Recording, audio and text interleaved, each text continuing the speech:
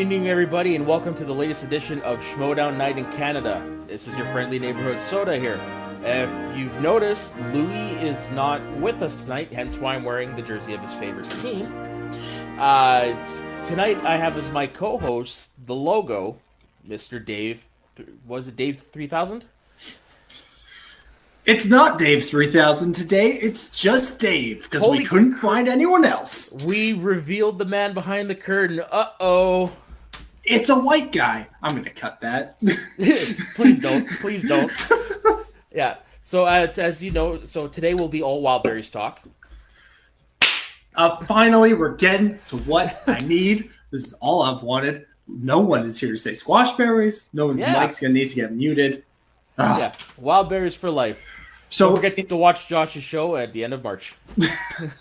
Wild Berries. All right, well, we actually got a great show tonight. I'm excited to be co-hosting with you tonight, sir. Yeah, for sure. How are you doing today, Dave? I'm doing good. It's always a good time after a Star Wars match, and even with the live event this week, which we will not be discussing, it's always a good time. Oh, exactly. Yeah, I watched the live event this morning because I had a show last night. As most of you don't, I don't know if most of you know, but I am an actor, so I had a play showing last night, and so this morning I was watching it, and it was a great way to wake me up with all that excitement. Holy crap! But yeah, so anyways, we are here to talk about the two matches that happened this week: the Star Wars match between Sullivan and Witt. And we'll focus a little bit on the singles match between the Barbarian and Clee the Pimp Wiggins, which I have to admit, I love that nickname. All right, so what was your takeaways this week there, Dave, from the matches? So I was a big fan of both of these matches. I wanted to see what the Barbarian can do since last October when people like Irwin and Christian started hyping him up and saying, this guy's going to be the next big thing. Clee Wiggins was also somebody who people like Dan Murrell and Mark Ellis were like, she's going to be it. And then the Star Wars match, I just love seeing that division getting deeper because we're going to need someone to dethrone Damon.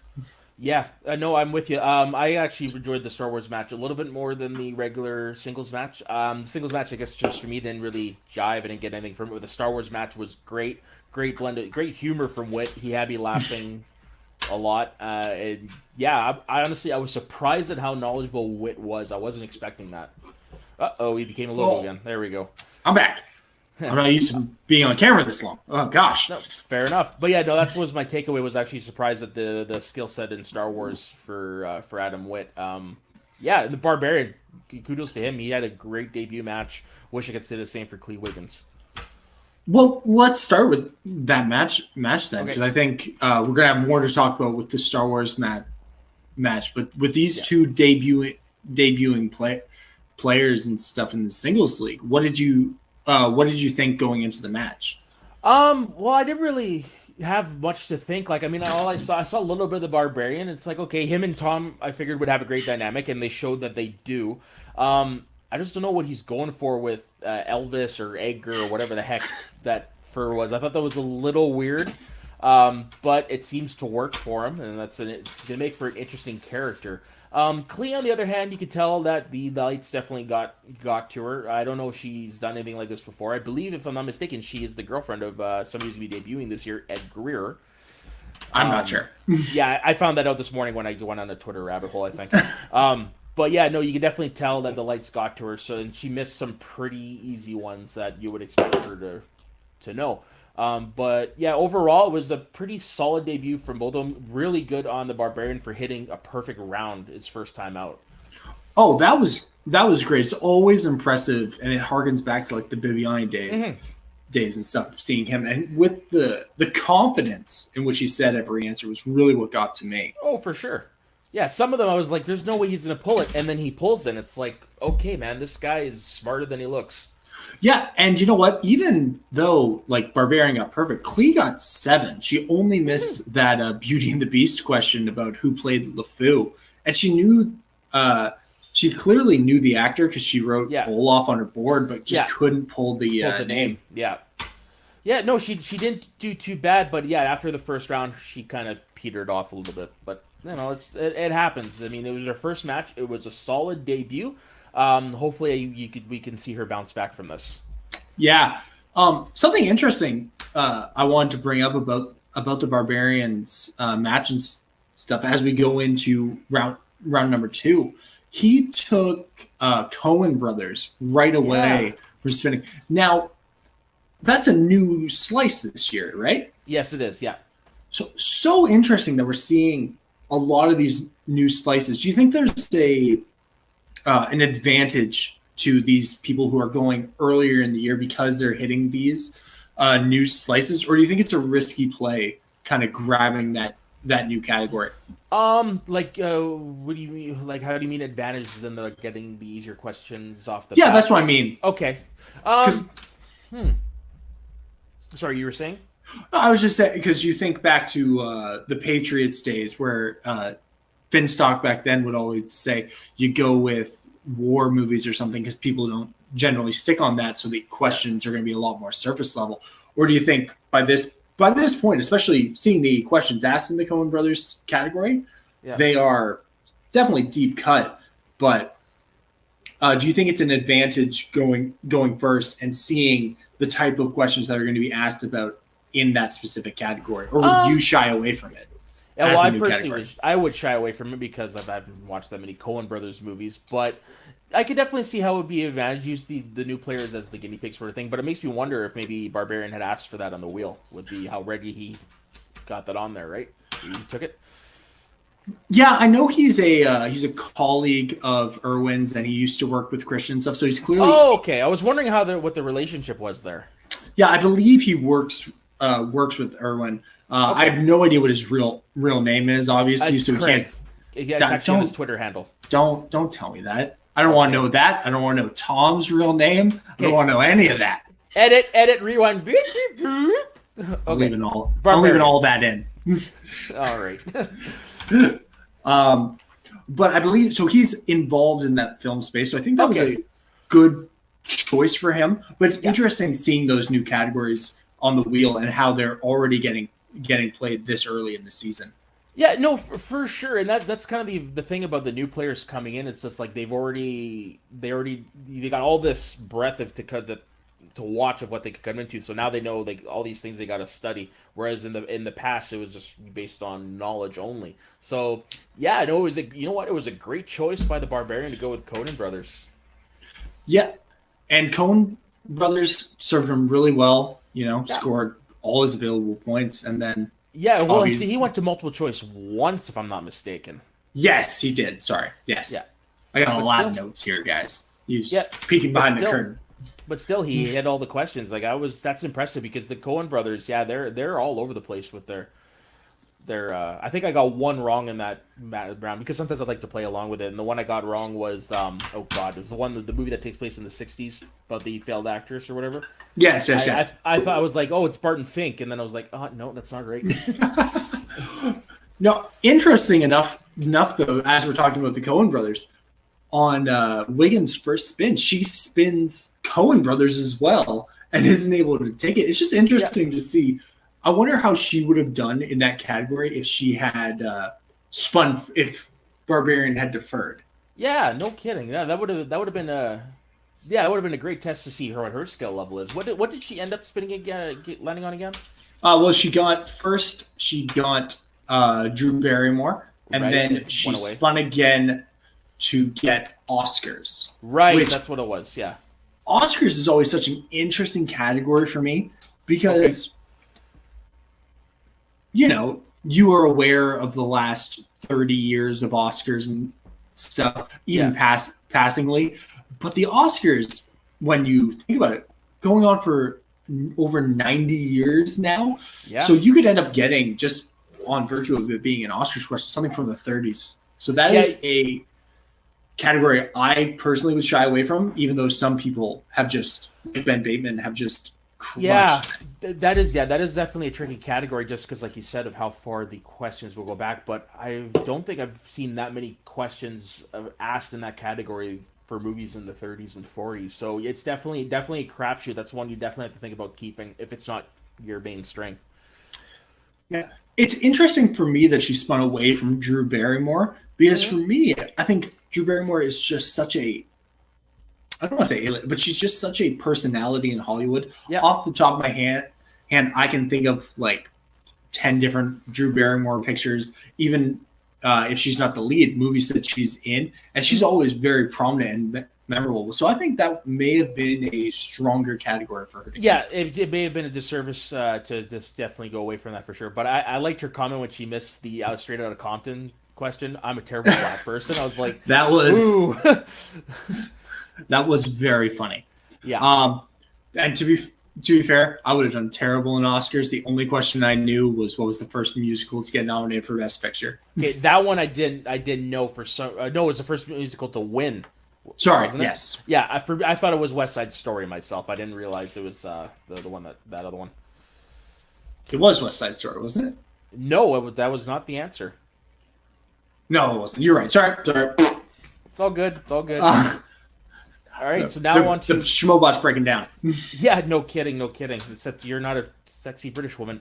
Sorry. Fair. All right, so now on to round 3. And really, not much to talk about in round 3, really. Right? Yeah, it was a TKO. So yeah, interesting. So interesting to me that she couldn't get Best Picture for Shape of Water. She couldn't pull Shape of Water. That's such a. There was so much buzz around that movie. Yeah. And there was so much like it will never win Best Picture just because it's this weird movie about a fish man. Yeah, but and then, like all the jokes about the fish sex and all that jazz. It was just such a big thing in the pop culture for a moment. Yeah, I was really surprised at that. Yeah, and they weren't. I think she did get some difficult questions, and especially, but that one in particular, I think was just such a layup, and that was her 2-pointer. To be fair, Yeah. But it even had in the question directed by Guillermo del Toro. Yeah. So it's like he's only done 7 movies. I think he hasn't done that much. He's not done a lot, and I think she threw out Pan's Labyrinth. Yeah. And you just through process elimination, that one's not getting nominated, and it's not really for Best Picture. It's definitely not the Oscars cup of tea, and it's one of those things I went looking at. I'm like, that's got to be a moment where the lights got to her, for sure. Yes, and actually, a little edit for us later, going back, the Straight Outta Compton question was her 3-pointer. Sorry, sorry, I thought that was part of the Oscars because it was nominated for stuff. So it was, but I don't think any of the actors were nominated, and that's what they were looking for. Oh, okay, gotcha. Right. Fair enough. Yes, and then with their final one being new releases about Alita Battle Angel, a movie. Yeah, I haven't seen the movies. Saw. Yeah, I still haven't seen it. I would have failed. I would have gotten it wrong. I've seen a lot of the just as a technical person, I like looking at the how it was done and stuff. So I've seen more behind the scenes from that movie than actual movie. Fair enough. Yeah, you're similar in that sense. I like to watch how older movies were made with the visual effects myself. But yeah, outside of that movie, the only thing I can tell you is Robert Rodriguez directed it, and it was Jim Cameron's baby for a long time. That's all I know.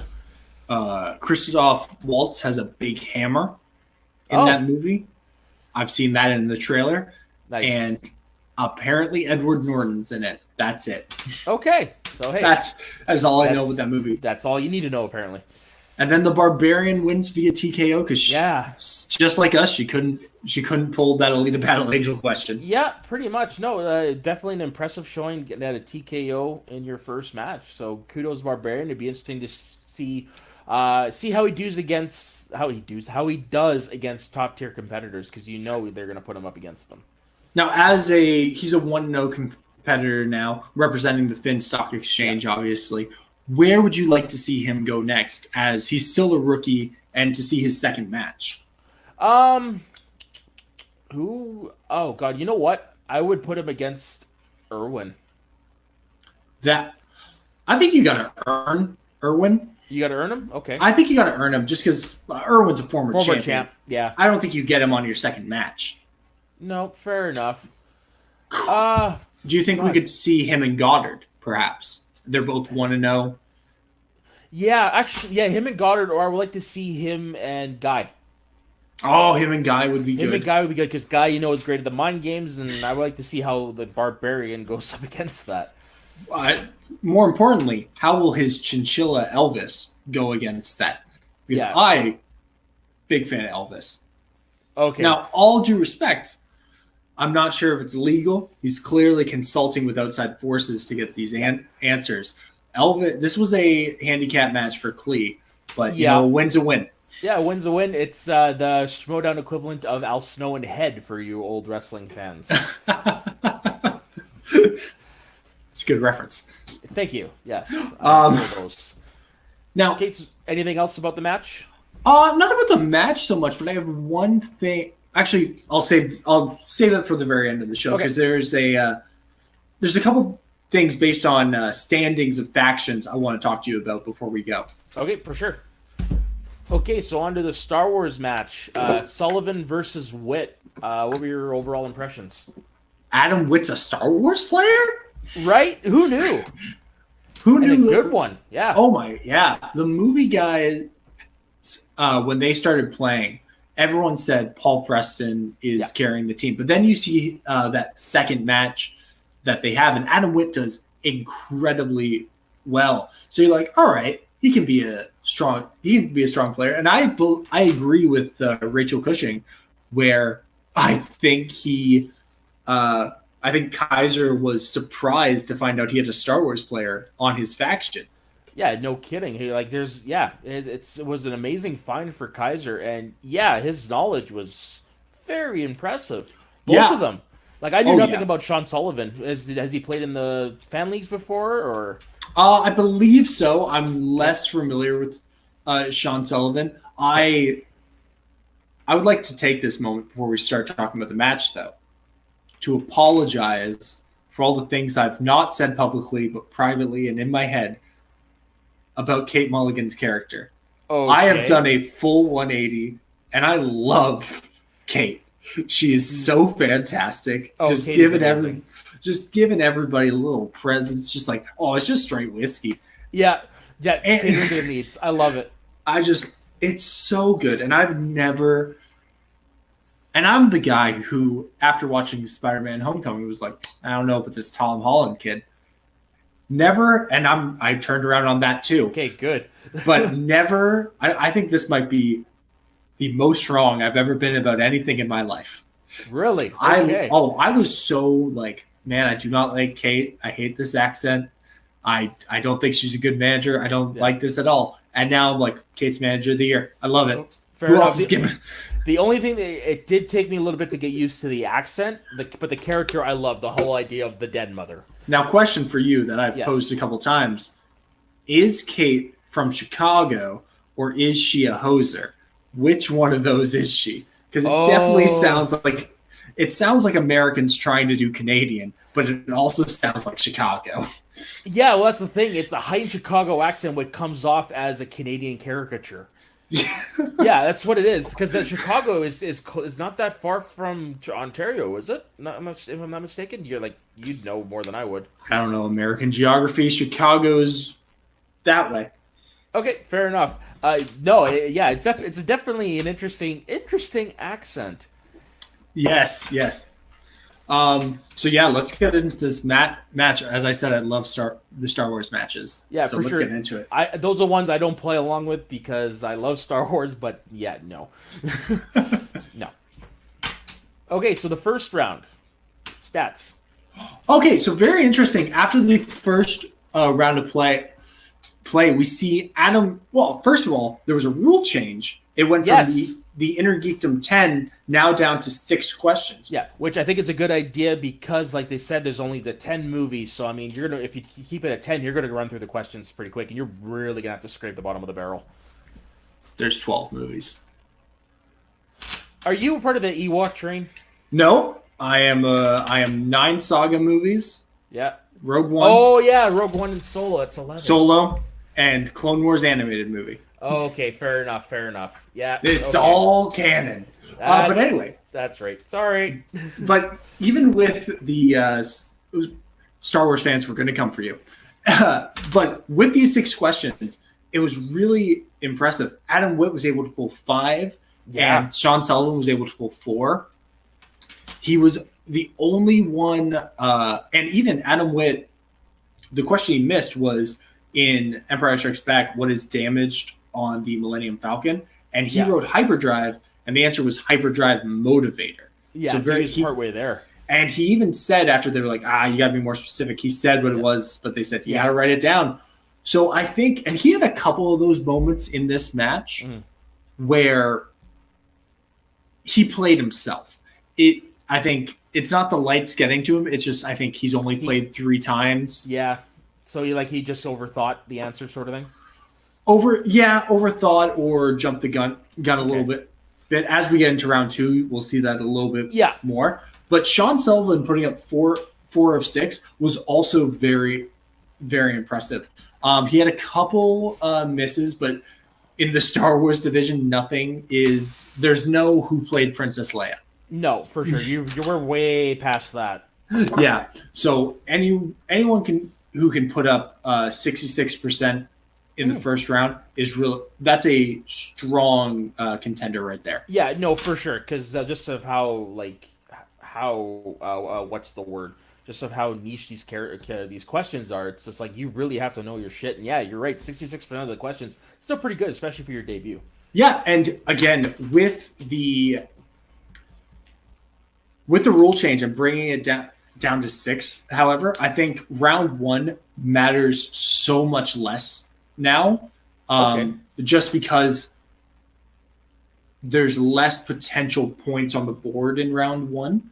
Mm-hmm. So if Whit going 5 and you going 4 is not as big a deal as you going 6 and Whit going 8 if it was 10.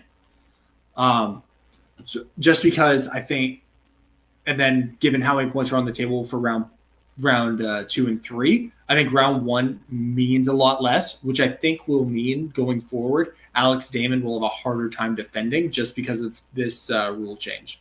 Really? Okay. I think, well, to be fair, I don't think Alex Damon will, this is a conversation for later, but I don't think Alex Damon will ever lose the Star Wars belt. No, the way he's going, he's going to retire with it. Yeah, but I think the retraction of questions in round 1 gives people a better chance to accrue points, and even if he won't be knocking out as many people is more what I'm trying to say. Okay, no, yeah, fair enough, because there's less of an opportunity for him to get a wide margin. No, I hear what you say. No, it's a good point. Yeah. So anything else you want to cover in round 1, or you want? No, I think we're good. All right. So round 2, Adam Witt's going to go first, and he's going to spin Attack of the Clones, and out of disrespect for the movie, as he said, he's going to spin again. I don't blame him. Yeah, no, I remember when that movie came out. I'm like, oh, this is the greatest Star Wars movie. Then I got older. I'm like, it's so hard to watch. He's spun again, gets Phantom Menace, so he's staying in that prequel zone. And he does really. Oh, sorry, he doesn't get Phantom Menace. He does stay in the prequel zone, however. Because he gets Solo, a Star Wars story, and he's wearing the Star Wars Solo shirt. Yeah, it was like it was meant to be. Yes, and this is where we see those moments where he's overthinking. Yeah. Where the question asks, "What is the gang of riders called?" Not Infus Nest. Sorry, what's the leader of the Cloud Riders called? And he says Cloud Riders instead of saying Infus Nest. Nest, yeah. And it turns out that 2-point. Steal is really what almost seals his fate going into round 3, because that would have if Sean Sullivan hadn't got that 2-point steal going into round 3, you guys are tied 12-12.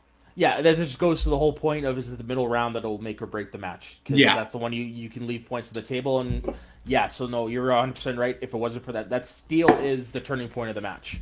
It really is, and and you hear Kaiser in the background saying, "Think it out. Don't do that," and stuff. And I think that's just the new player edge showing. And I think if he gets to play again in Star Wars, he won't make that mistake. No, for sure. Time. And this was, if I'm not mistaken, his first singles match at all, where he's been by himself, right? Unless you count the free for all, but yeah. Yeah, the free for all, true. The free for all though doesn't really count towards their record or anything like that, so I don't really count that. No, that's fair. Then he's only played. He played twice with the movie guys, and then this match. Yeah, and that's it. So I mean, yeah, he's had somebody else to bounce things off of and whatnot in other matches. So yeah, it was definitely a testing ground, and you're right, he won't be making those mistakes again next time. No. And then Sean Sullivan getting Return of the Jedi for Yeah, that's a big get there. Especially when you got Mark Ellis there just talking about how much he loves Return of the Jedi. I think how much anything he like loves that movie and Boba Fett. But he's gonna go.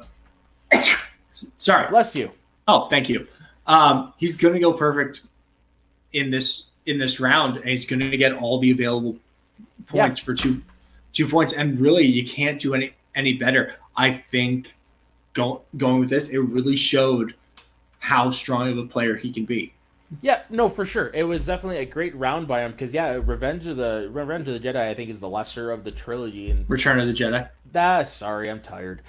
Return of the Jedi is definitely the lesser of the trilogy, and so it's it's a lot of people. I don't know how much they study that one compared to the others, but no, definitely good on him for getting all of those questions right. Yeah, and then moving into round 3, I really expected that this was going to end in TKO. Yeah, me as well. Me as well. But he hits his 2-pointer, which is which character's first words are "rise, my friend," and even you can't say it without saying it in the Palpatine voice. Yeah, no, for sure. And then I love the Mark at the end naming off. We would have also accepted Sheev or that zombie from the Rise of Skywalker. Yeah, wait, which reminds me, did you hear that Star Wars actually confirmed that it was a clone in the Rise of Skywalker? I don't know that. I was like, all right. This do is what you guys need to do. Oh my gosh. Oh my god. No, it's the only one of the new sagas I've seen less than twice in theaters. Yeah. I saw it twice, but all the other ones I think I saw 2 or 3. I was supposed to see it a second time, but we had a snowstorm and I didn't want to trudge out in that weather. Yeah. But then for his 2-pointer, that line of you mean his 3-pointer, right? Yeah, sorry, his 3-pointer with what does Yoda say attachment leads to? That's tough. Yeah, because you can play through that line in your head and stuff in the Yoda voice, but you always end up going back to his speech in Phantom Menace. I feel. Yeah. Fear leads to hate, hate leads to or whatever. Yeah. Pain leads to hate, hate leads to anger. Oh, anger leads to hate, hate leads to suffering. Yeah. So I was just like, it can't just be hate, but jealousy made so much sense. And you know what? The answer he gives in The Dark Side, technically correct. Yeah, no, for sure. Like, yeah, definitely not wrong there. But I never would have. When you're sitting there, you're trying to think of it. Yeah, my mind would never have settled on what the answer was. Yeah. But then he gets that 5-pointer. Oh my god! Like that's a Hail Mary pass if I've ever seen one. Holy crap! The way he was talking about it and the way he clearly knew what he was talking about. He was thinking it through because it was which Nemoidian character does Sidious say to never see in his sight again? And his reasoning in the post-game interview was beautiful for why he took all that time. Yeah, it just showed just how that his response to that in the post-game just showed how knowledgeable that man is in Star Wars because he's listing off all these different Nemoidians and I'm just like, what? Like, wow. Well, there's obviously Newt Gunray and then the other ones. Yeah, exactly, right? No, that was an amazing. Yeah, you can't think of any better pulls than that. No, that goes up there as one of the great pulls. But I'm sure if you ask Star Wars fans, they'll be like, well, obviously it was La Baba de Baba or whatever the answer was. I'm not going to try and pronounce that name. No, me neither. But then Sean Sullivan, he goes out there, he gets his 2 and his 3-pointer. Yeah. I really was impressed with the accuracy and the confidence that he took to them. caretaker question I thought was very interesting, just because I don't know that Luke ever actually calls them caretakers in the movie, even though that's what they are. So it just shows how much he's studying. I knew that one, but I think it's because I'd heard that name somewhere else. It's actually their actual name. I didn't know what it was. I always thought they were just the caretakers. Oh, yeah? Yeah. What really impressed me about Sean Sullivan, though, was his three-pointer. Okay. Which was the Clone Wars animated question. Yeah. Because that's a movie that even people who love Star Wars, like myself, can all admit that's the worst. That's let's pretend that doesn't exist. Yeah, so Harloff hates that movie. The urge to go back and watch it is tough. Yeah. And it's just hard to stomach. But knowing which three characters from the prequels provided their actual voices to their characters in the movie is such a good pull, especially because that's when I talked myself out of watching it, because I'm like, well, Sam Jackson didn't voice Mace Windu in the show, so it can't be him. But it was him in the movie. Yeah, I was shocked to hear that, because I never thought he would. I didn't know he returned to the role after Revenge of the Sith. I was surprised. Oh, well, he was, he loved Star Wars, and he was out, I think it was around Force Awakens times, where he did a whole thing on Twitter or something where he's like, you know what? I don't think Mace Windu's dead. Yeah, no, I do remember that. Yeah. I do remember that. But it's just, that's really impressive that he was able to call out and know which characters Who were the other two? Christopher Lee, which is as Count Dooku. Yeah. And there's one more. He only needed to name two of them, and those were the two he named. Okay. I think Anthony Daniels is the third one. That would make sense, because Anthony Daniels is an attention whore. But anyways. Oh, hot take. True, but let's not start any fights with Anthony Daniels. No, respect to C-3PO, but I've seen his interviews. But that's the end of the match, though. This one really came down to the wire, and I thought it was a great benchmark for what Star Wars League can be this year. Yeah, exactly. This is the coming out party of the Star Wars, just like we had with the Intergeekdom tournament a couple years ago was the coming out for that league. Like, definitely you can see where this is going to go from here and just how much talent there is now. It's going to be a more competitive league than it was in the past. Do you want to see more? Do you want to see more Star Wars matches this year? Like, how often would you like to see these? I do want to see more, but I don't want to see it like all the time. I think we should have at least one a month. One a month, really? Because we don't. Yeah, I can see that. I'd say probably, one a month is probably good. Yeah, but I'd also love to see more Inner Geekdom matches. I understand. For sure. That's just tough. Yeah, that is quickly becoming one of my favorite leagues to watch. It's just like watching, and I know we're talking about the Star Wars. Goes Star Wars as well. The watching people who are that hyper focused and can answer questions about, it's a hyperdrive motivator, obviously, or who was this Nemoidian whose name is never said in the movie. Right? Yeah, just like how much supplemental material do you have to read to know that? Just watching these guys, it's like watching a master paint. Yeah, it's like or like watching a expert chess player.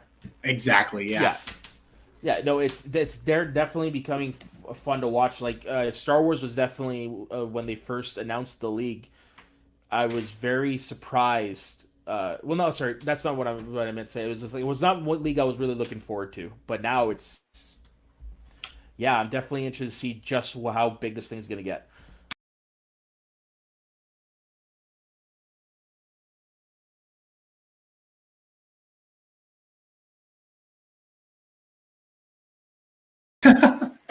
And we're back. Sorry about that. We just ran into some technical difficulties. One of us ended up getting some food on his keyboard, and the other one, his headphones stopped working. So it was definitely a great time. I've had a lot of luck like that this weekend. Oh, if I got stories. Anyways, So that was our thoughts on the Star Wars match. So anything else you want to talk about there, Dave? There's one aspect, and I teased this a little bit earlier, but when you look at the way this league is structured this year, with the factions and the rankings and win-loss records really mattering as a team, when you look at teams like Corruption and the Dungeon, both are off to not great starts with 0-2. And I know technically Corky Merckx got off to an 0-2 record just because of the triple threat match with Bibbs and the Kid. Yeah. But this is a little bit more dire here, I think, for these guys. How do you think they bounce back and really start climbing those rankings? Well, really, I think that when it comes down to it, it's going to rely obviously on their big hitters. So for the Dungeon, it's going to be Smets and those guys. And for Corruption, it's going to be the team Corruption and Kalinowski and all that jazz. So I think they're going to bounce back in the standings. But yeah, this is definitely not a good start for them. They're going to need to win quite a few matches to regain footing. And I think all of these matches that they've lost so far have been on their 6 through 9 picks. Yeah. Well, actually, no. I think Klee went in the 5th round. But it was all most of it. It was the ones who haven't played before. That's fair, right? So it's just they're gonna have to definitely rely on their heavy hitters. And I hope, but you know what? A lot of those matches were close. None of them were blowouts of any kind. So that's true. I just think it's going to be very important going forward for those 6 through 9 players to really start getting those wins for their factions. Yeah. Because now with how dangerous it's going to – or not dangerous, sorry. With how much managers are going to start arguing and demanding fair representation, because the Rockstars only got their first match in the live event. Yeah, which is surprising. Yeah, but when you look at teams like that, and then Swag's only had one match so far, then you're really going to need those bottom tier not bottom tier, but the bottom of your roster. You're going to need them to start delivering. So would you be surprised if in the coming weeks we hear about a Clee Wiggins or a Witt trade? I'd be less on board with Witt because I think he's going to get teamed with Eric Zipper for teams. But what do you think that would do if you were the manager? Would you trade these guys? No, not yet, because we're still fresh into the season. There's no need to panic just yet. I'm looking at it in terms of hockey here. If you lose a match or two, you don't start, selling the farm. Give it a little bit of time and then see where it goes from here. All right. Do you have any final thoughts about the week that was? No, overall it was a pretty solid week. We had two pretty good debuts overall on both matches. So no, I'm definitely looking forward to seeing more of what these guys can bring to the table. What I would do if I was Clee Wiggins, though, I would try to train more with the likes of Kalinowski and Ellison, those who have been around for a while, just so, get her some pointers and what have you. Yeah. Oh, I actually just have, as we always do with the winners of the matches, who in the Star Wars division would you like to see Sullivan play next? Because he did say everyone playing right now sucks. I want to see him Demolanta. Demolanta. Yeah. All right. See, I'd like that. I think either Demolanta or Ken would be my next step. Ken would be a good proving point, and then the winner of that goes on to play. What's her face? Laura Kelly. Yes, Laura Kelly. Yes, I would love to see that, but I'd also love to see because I want Demolanta to play Scrimshaw. I think that would be good. Okay. That would definitely be a good match. I think we're gonna need all these Star Wars matches. Yeah, no kidding. And Laura Kelly, she took Damon the furthest he's been in a title match. So if you could beat her, you got a pretty good chance of taking Damon. Only person not to get TKO'd or KO'd that's spectacular. Yeah, exactly. Who'd have saw that coming? So yeah, no, she's definitely a good barometer of if you can beat her, you can definitely take Damon there. Yeah. All right, so that's it then, eh? That's all I got for you. Okay, so just follow us on the Schmoes of the North Facebook page, also the Schmoes of the North Twitter account. All the three of us usually bouncing around off of that. Louis mostly, that's where you can find him. You can find me on all across the interwebs at soda_the_saxman. Leave your comments and whatnot below. I do like to hear your guys' thoughts. And where can everyone find you there, Dave? You can find me on Instagram at BabyJamesLees, and you can find me on Twitter at LeesMeAlone. And stay tuned for next week where we got a very special guest interview for you guys. Yeah. This is a good one. Yeah, not just that, we got a lot of great guests coming up. Some of them were just that made. I was so happy I could drop a log, as Robin Williams would say. So till next week, have a good night out there.